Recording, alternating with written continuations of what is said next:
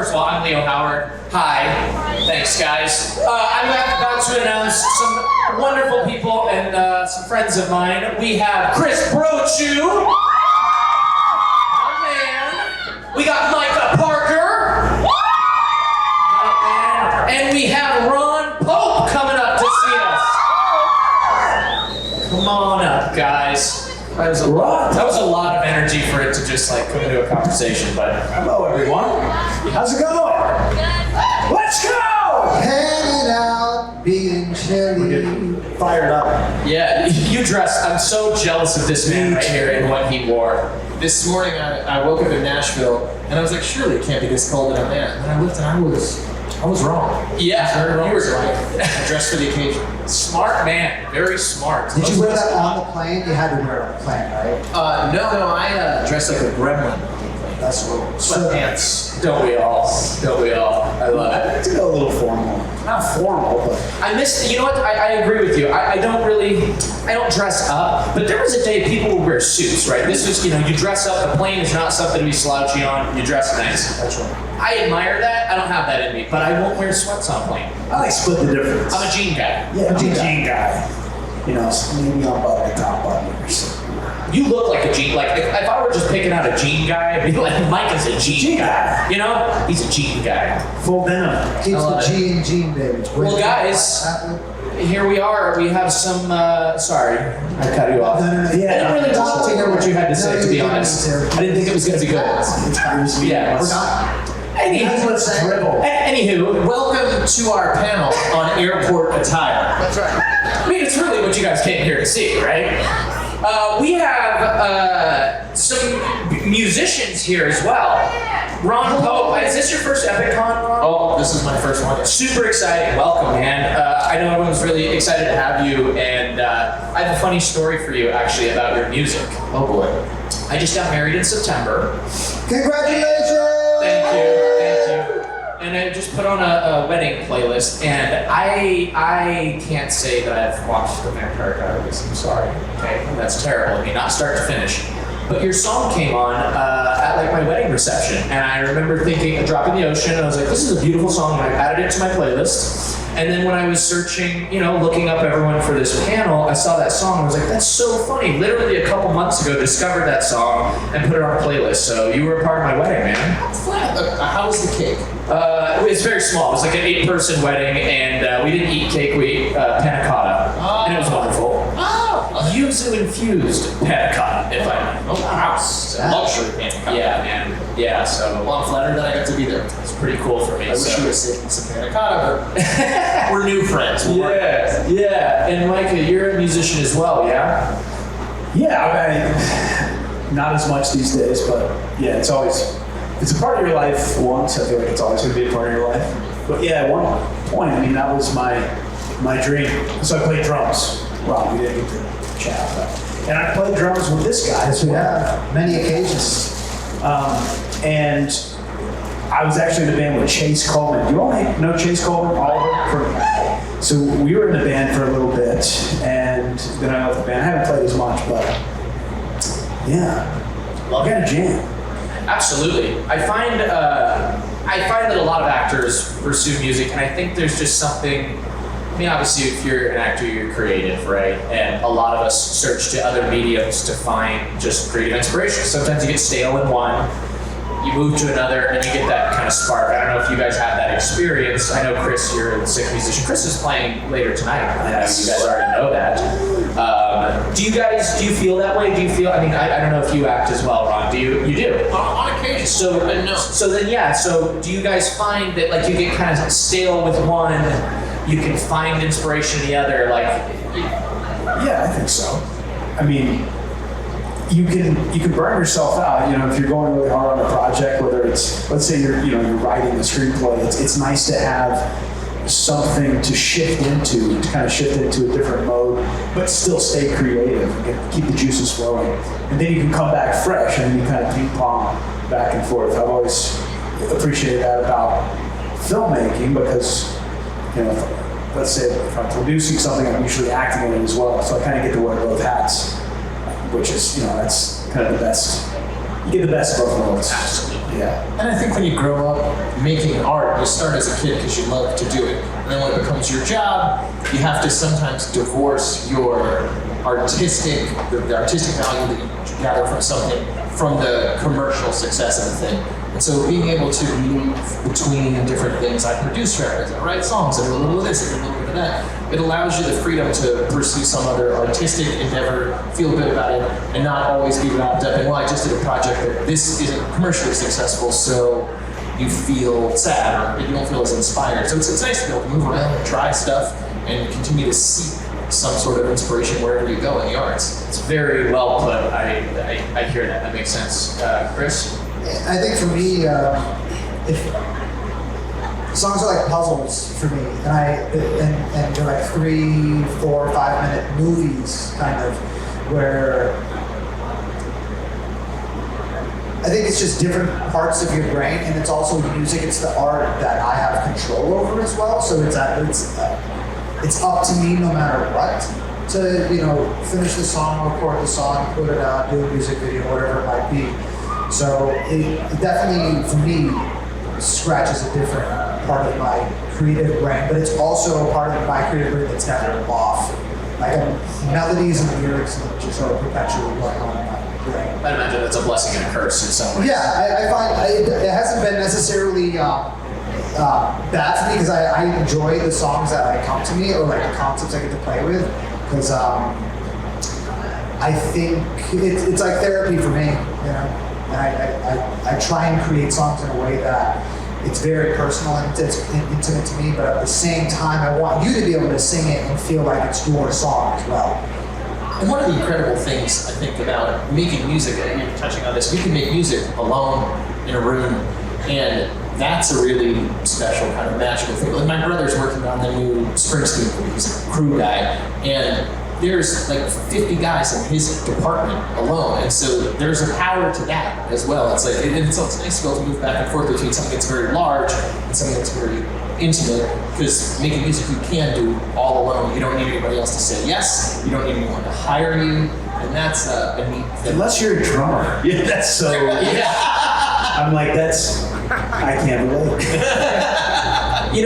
But to your point, you just kind of answered the first question that I had, which was like, why is it so many actors pursue other forms of art? You're exactly right, because we can't control, as an actor, typically you need someone else, right? Like we're working together. Yeah, sure, there's monologues and whatnot, but to do the job, it requires multiple people, and especially doing a movie requires hundreds of people, tons of money. And as a musician, you just need your brain, and you just need your voice, and a pencil and paper. So I get that. That makes sense. It's very therapeutic. If you guys have questions, by the way, go ahead and line up in the middle, and we can get going with those questions. And if not, I'm just going to keep rambling away. You got blinded, I saw. You're gonna be that was brutal. in the spotlight. In the middle. They should warn you with the spotlight. By the way, we're only answering questions about airport attire, though, just to bring that back. Absolutely. That's what this is I about. also want to, the reason I ask that question is because I always have to wear the biggest jacket that I'm bringing. Yes. Because that's a carry-on. That jacket is a carry-on in and of On itself. Spirit, they would charge you $60. That's exactly and it's not fitting in an overhead bin. Yeah, that gave Another seat for this. Another ticket for that, pal.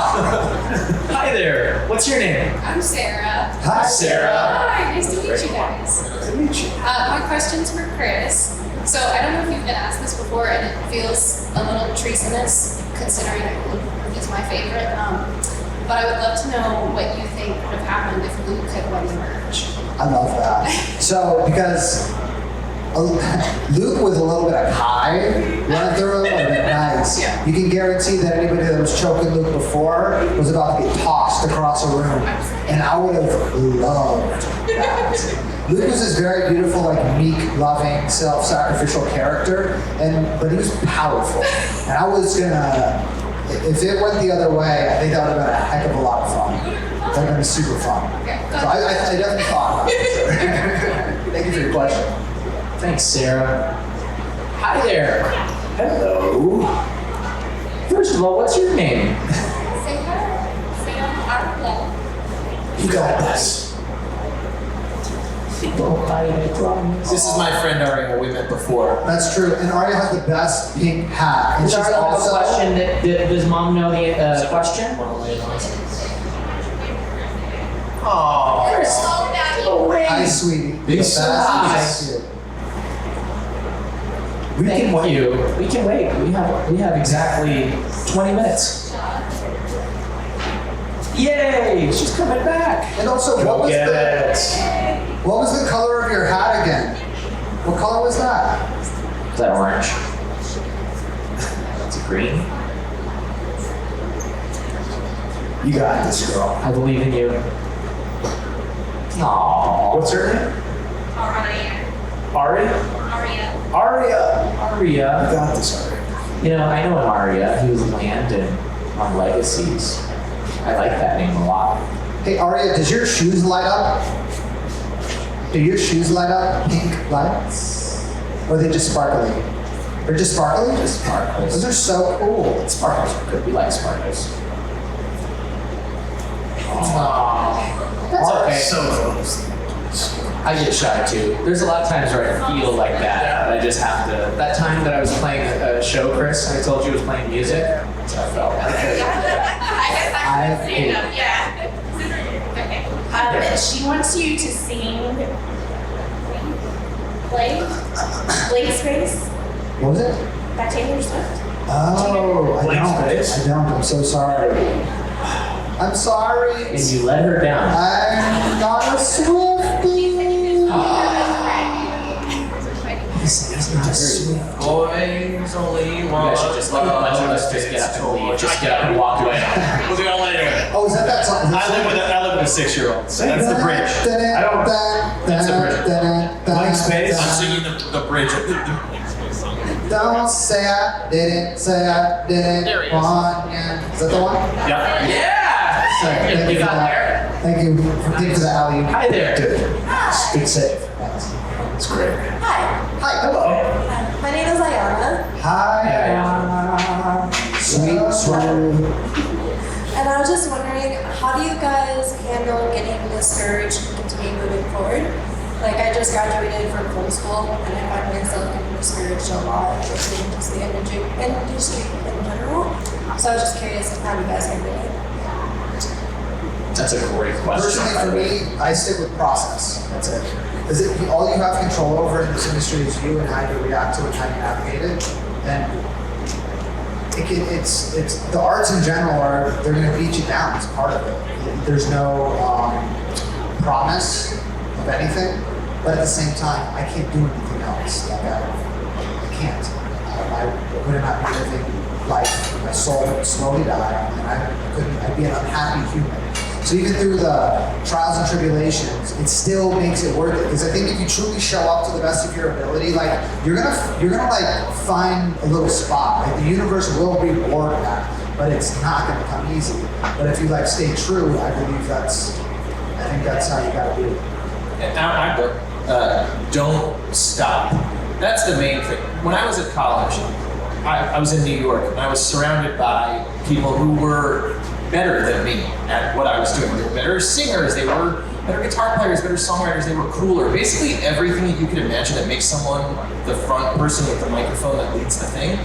I knew lots of people that were far ahead of me, and I'm still making music 20 years later, and none of them are. And it's because when things got hard and they said, I've had enough, like I need health insurance. I was like, I think I'll go without the health insurance and we'll see what 6 months from now looks like. And so, and I'm not saying don't have health insurance, by the way. Please have health insurance, just to be clear. I'm not your father, but I'm somebody's father. Please keep health insurance. No. But don't stop and keep attempting to move forward. And that's the surest way to end up where you want to be is don't surrender, because it's a journey. It's you want to make this, you want to be a lifetime artist, a career artist. And so keep going, and that's how you don't get stopped. Yeah, I will piggyback on that because I was going to say, it's just, you hear all the cliche things, right? Like, it's about the journey, not the destination, but it's so true, and I think also recognizing in art that there's really no limit, so there's always possibility, so I think always, no matter what's happening, in your career, in your life, always recognizing that there's the possibility for change at any moment. And, and that also recognizing that there's not going to be any one place that you're going to get to and be like, okay, awesome, I've made it. Because it's not about that. But each step along the way, I mean, that's where the real joy comes from. It's not the accomplishment of that, goal up there. It's the movement towards it. That's where the real fulfillment. You won't say you've made it. You're going to be making it every single day. Yeah, definitely. That's the dream, really. So I have this one saying that came to me when I've been feeling that way, and it's you have to have the audacity to believe you have the capacity to do it. You just got to step out in that every single day. And if you show up to the best of your ability, even if life is like, no, you're not doing this, okay, I mean, I'm still going to do it. But at least if there's ever a moment where you stop doing the thing that you love, you did it to the best of your ability. And that's literally all you can do, in my opinion. Could you please make that into a poster? I'd love to. I want that. I want to put that on my office right now. Sweet. All right. Sick. capacity. New word. The audacity to have the capacity. It's great advice, guys. It's really good. Thank you so much. Thank you. Yeah, I really appreciate it. Hello. That's a good jacket. You got that down. warm. She got that down. How much you want for the jacket? My name is Mike. My question's for Chris. What was it like going from playing Ray on Lemonade Mouth to playing Luke?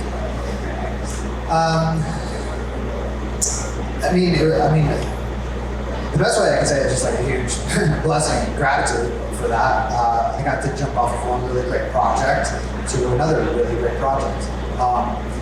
Different characters, obviously. Ray is a bit of a heel and just not the nicest guy. Meanwhile, Luke is the complete polar opposite of that. So for me, it's just a fun acting exercise, just to be able to express both of those aspects of my personality and just for Ray, without judgment, because if I saw that cat around, I wouldn't like him, right? But that's the part of acting is we're doing our best to justify these characters and do them to the best of our ability, honestly, right? And so for me, it's just another fun chapter, another fun character to kind of try and figure out. Thank you. Thanks for your question. Have you guys had a hard time with that specifically, like justifying a character's actions? Like, you know what I mean? Like, and what was done, like this universe, was there a certain moment that's hard to justify for you? I don't know if it was in this universe or not, because a lot of the times I was getting beat up a lot, so it was like Easy to justify this. Ow! this seems normal. I've died 3 times already. But I'll get auditions, like I auditioned for this crazy freaking serial killer type character, and so that but there are some characters that I want to justify, so I won't go out for them. But then there's the ones where it's like if the story is correct, if the intention feels right, then I want to help manifest that story. Yeah. So yeah, there's definitely times where I'm like, I don't want to.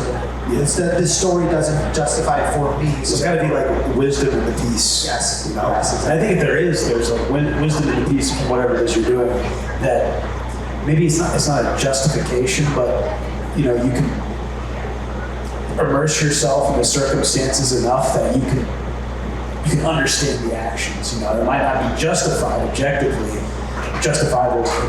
but within the context of the story, you can relate and understand how it's all working together. But again, if there's no wisdom in the piece, if something is just gratuitous for gratuitous sake, that's just going to be a no for me. Similar, because you're not. It's going to be banging your head against the wall to try to find something in this. Definitely. Yeah. I know. Happy birthday! Birthday. Yes. Hi, my name is Kelly. So this is an Adrian-centered question.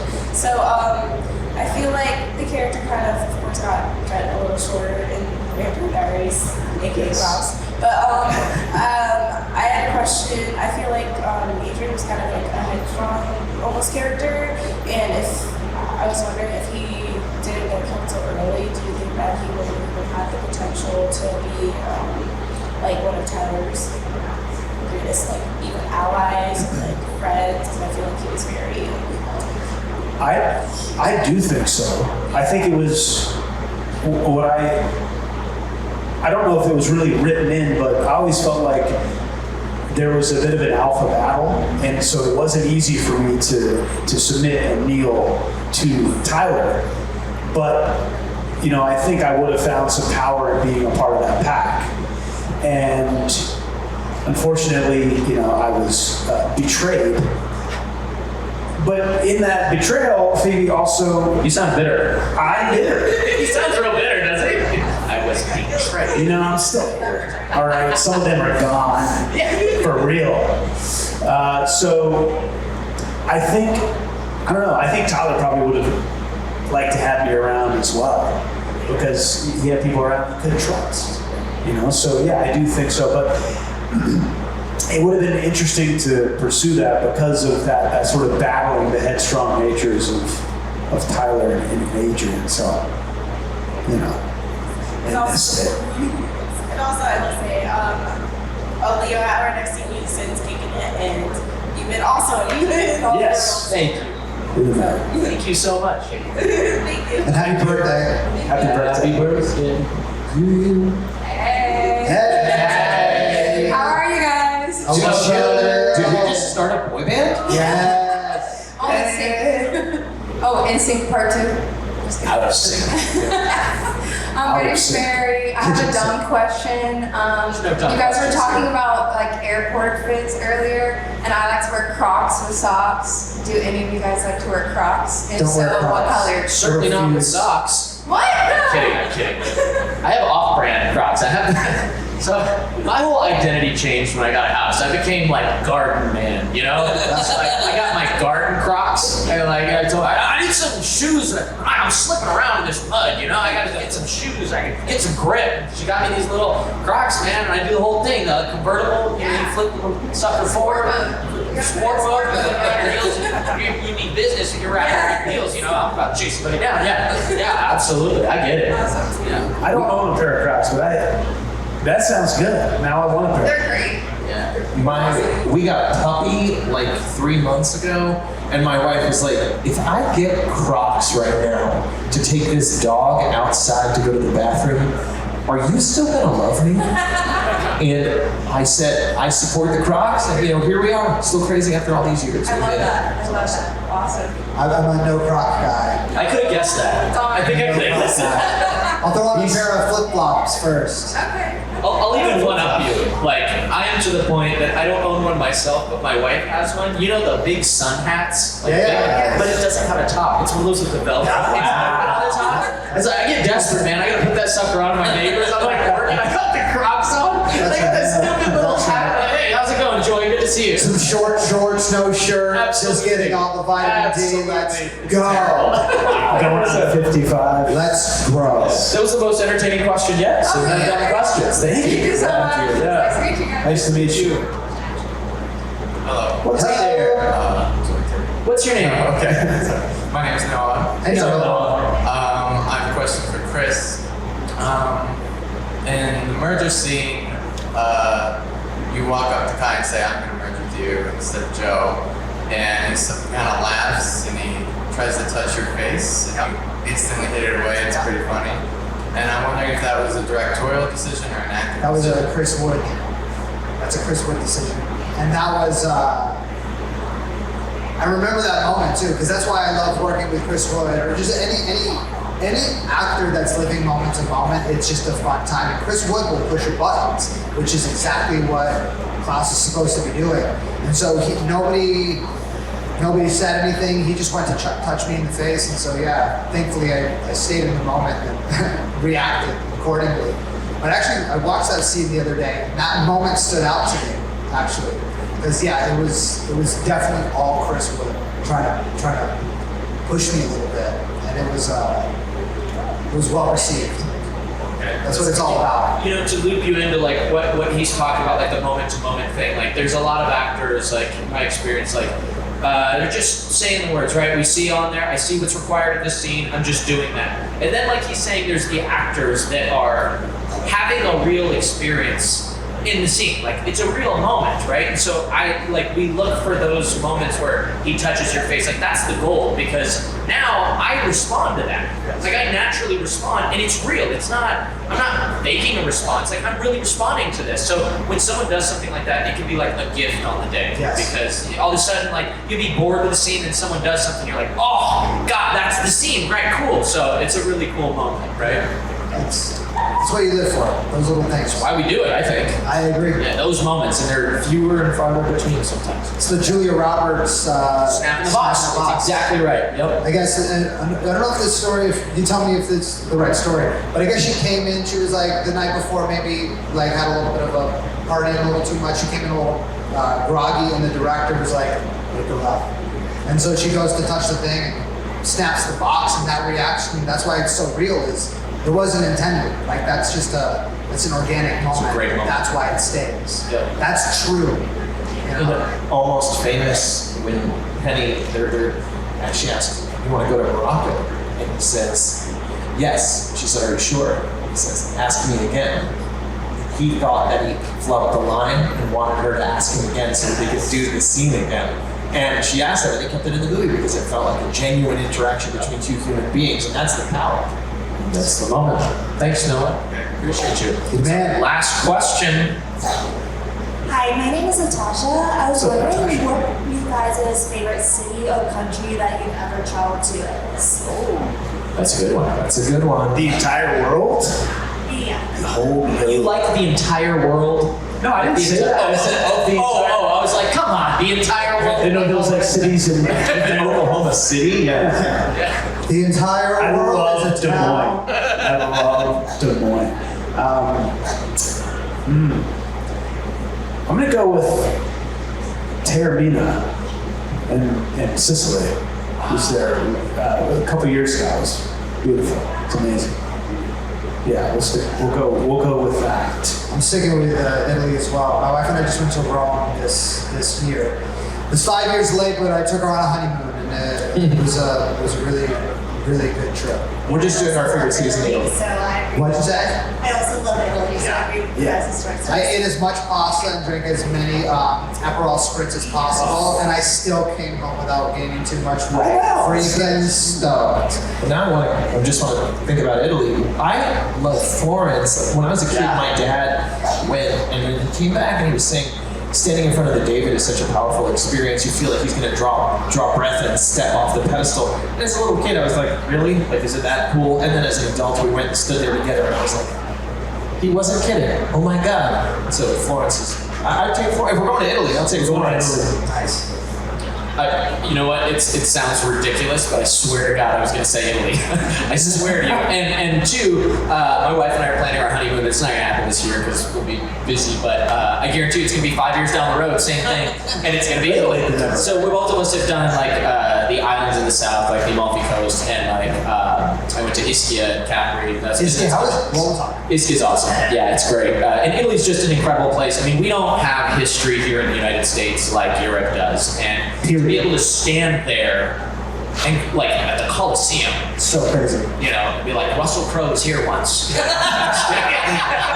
but it's really a powerful thing. So What's anyway. messed up is sorry.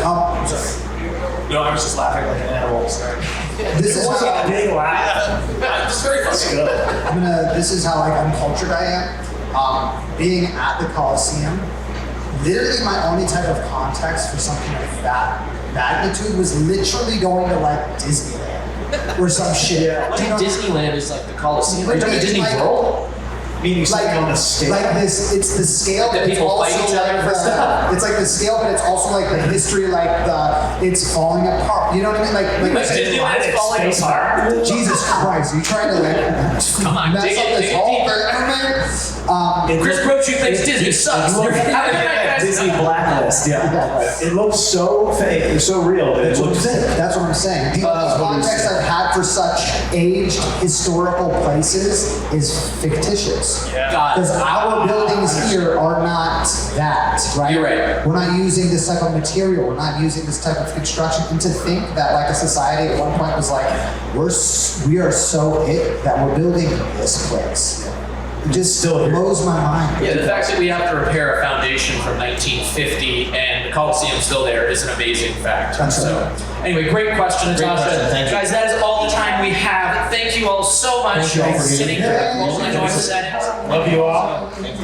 Have a great convention, guys. I'm sure you'll all be here tomorrow and the We'll next see day. you right? tomorrow. Come to the concert. Come